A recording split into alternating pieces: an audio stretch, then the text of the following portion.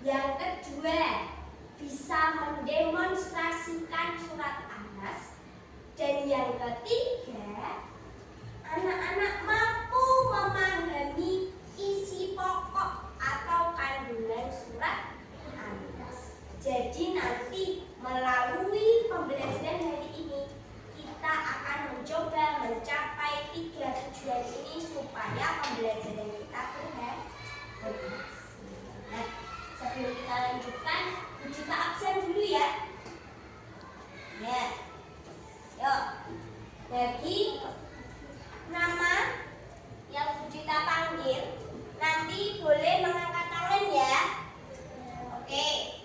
Adinda Putri. Ya. Izatin.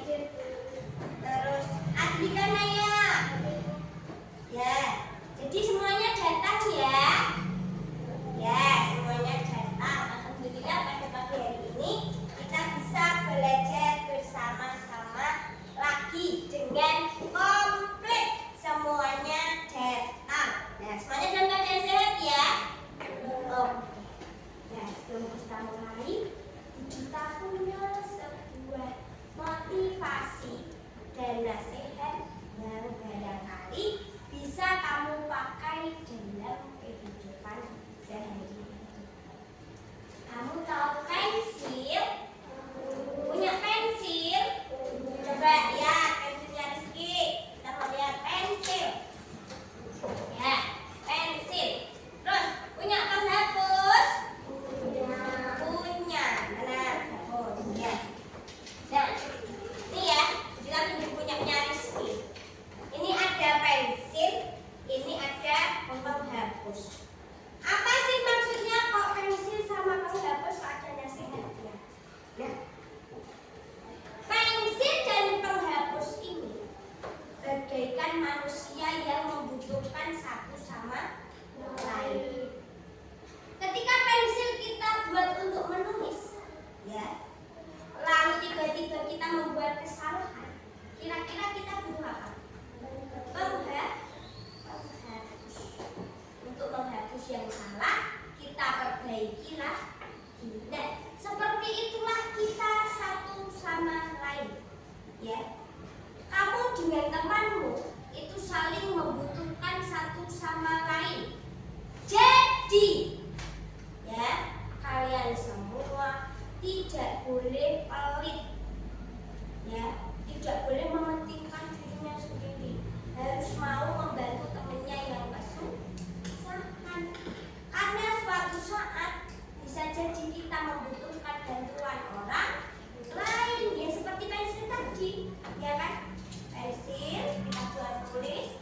Ketika kita nulisnya salah, kita butuh pensil untuk menghapus. Kita contohkan nih.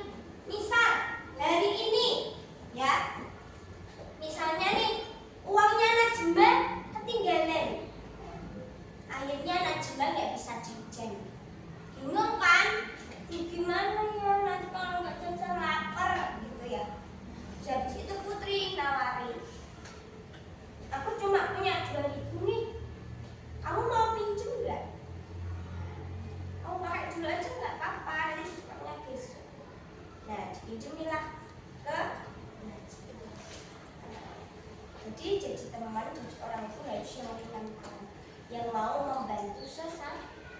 Siapa tahu nanti kita butuh bantuan orang lain yang kadang yang balas kebaikan kita tuh bukan orang yang sama. Dudu Najma yang membalas kebaikan ke Putri, tapi bisa jadi Nadia yang membalas kebaikannya. Karena kita itu manusia itu saling membutuhkan. Tiba-tiba Putri jatuh di jalan kesandung batu. Terus ketemu Nadia di jalan. Nah, dibantulah Nadia. Di sini Bu, tak kasih peta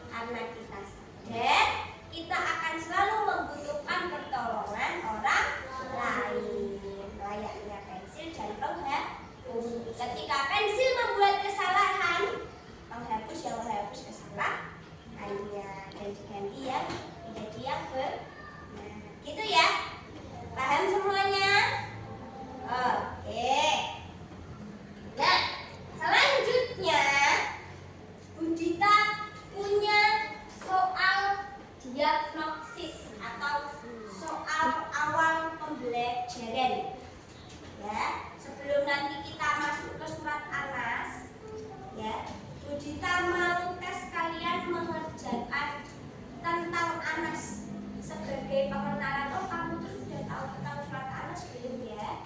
Itu ya, Bu Cita bagikan. Silahkan nanti kamu kerjakan. Itu ya.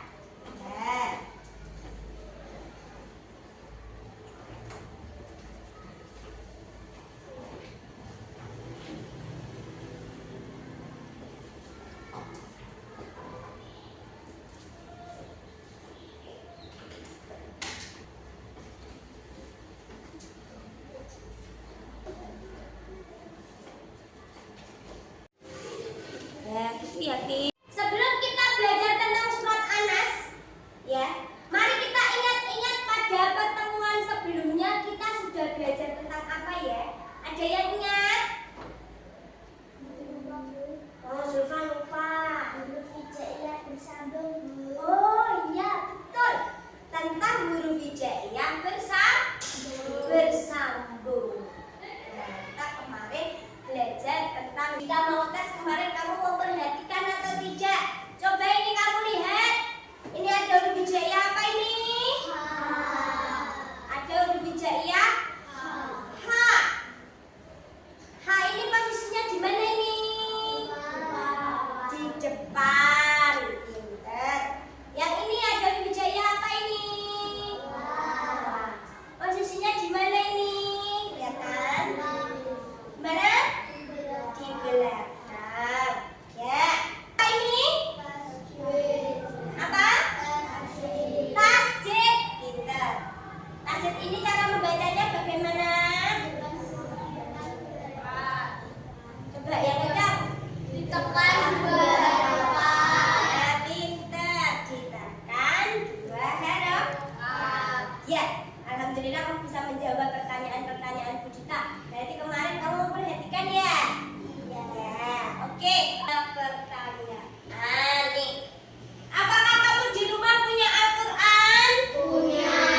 Punya Al-Quran semuanya? Punya. Sudah bisa membaca Al-Quran semuanya? Sudah. Oh, apakah sudah? Ada yang sudah? Siapa yang sudah? Ayo baca. Yakin di bisa baca Quran di? Oh, Masya Allah. Terus, yang belum bisa baca Al-Quran?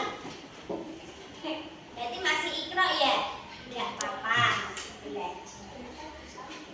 Ada yang sudah tahu surat Anas itu bacanya yang bagaimana?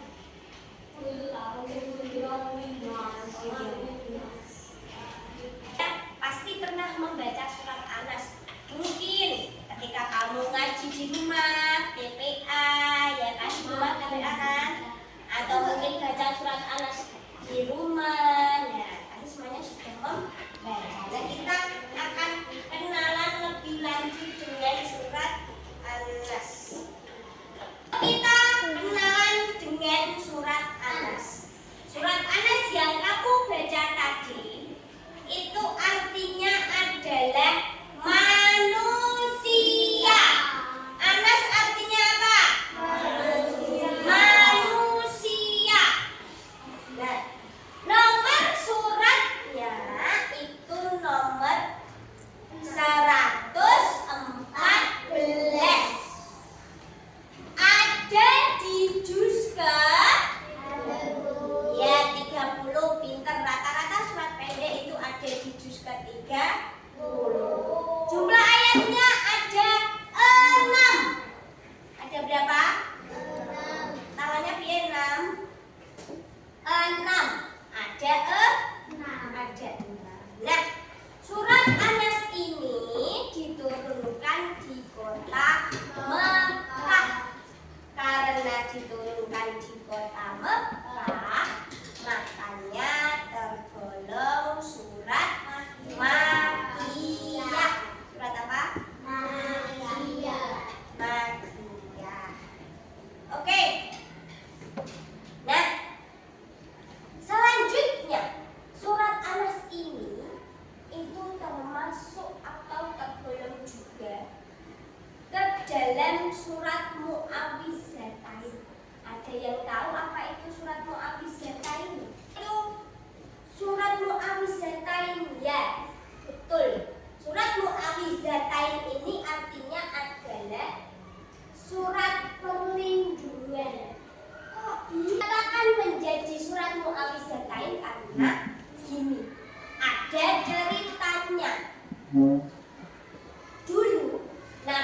Muhammad itu pernah mengalami sakit yang sangat parah.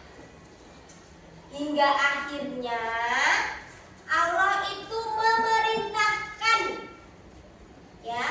Allah memerintahkan malaikat untuk menjenguk Nabi Muhammad.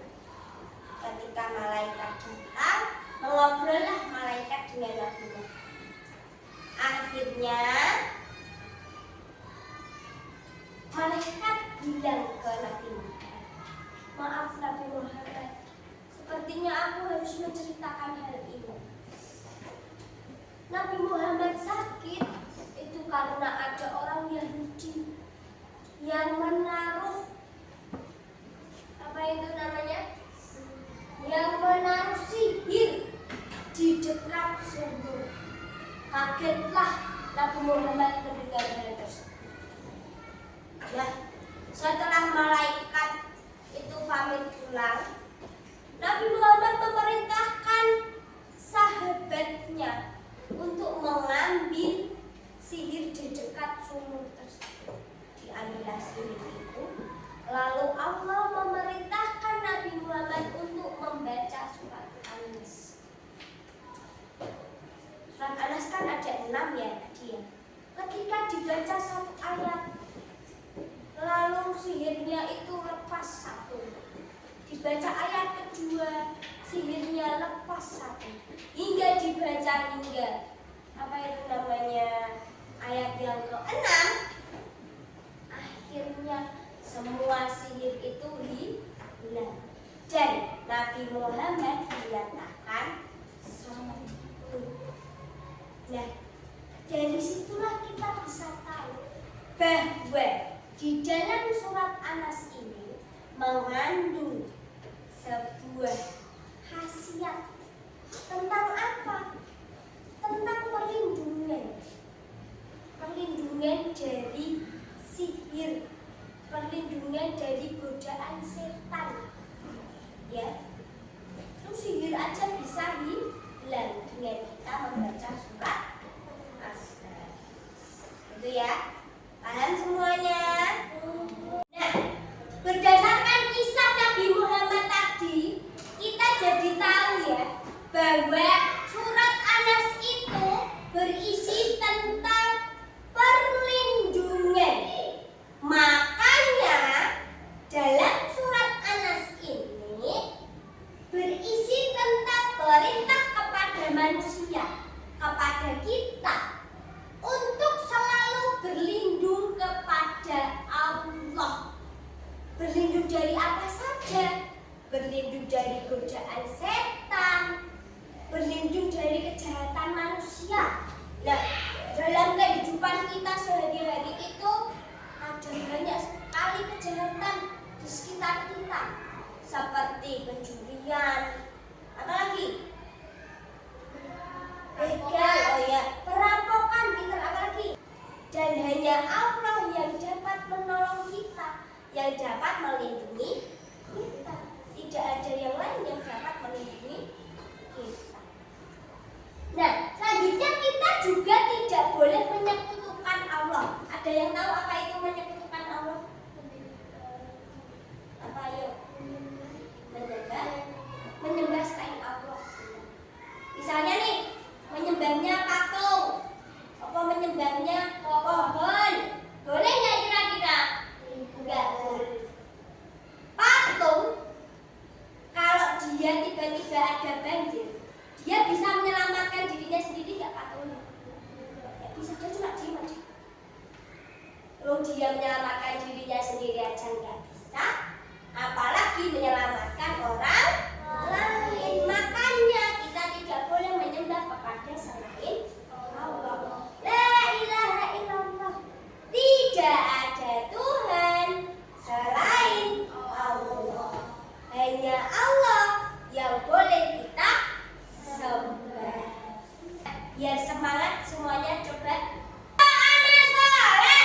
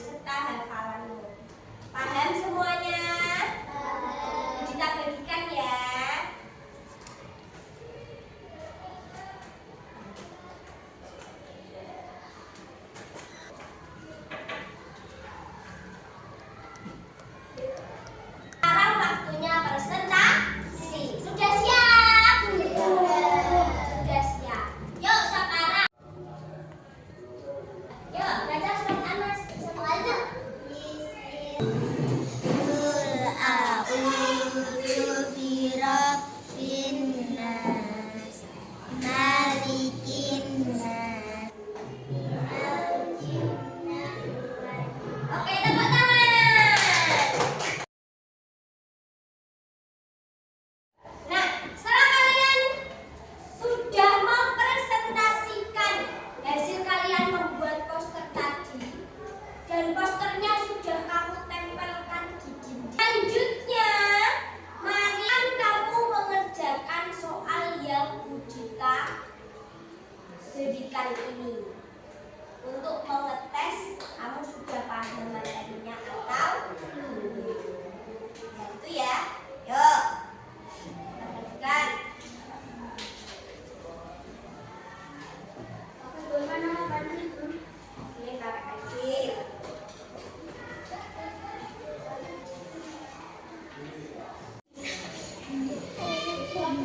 Akan belajar sambil bermain. Kira-kira mau tidak? Kita akan belajar di kuisis.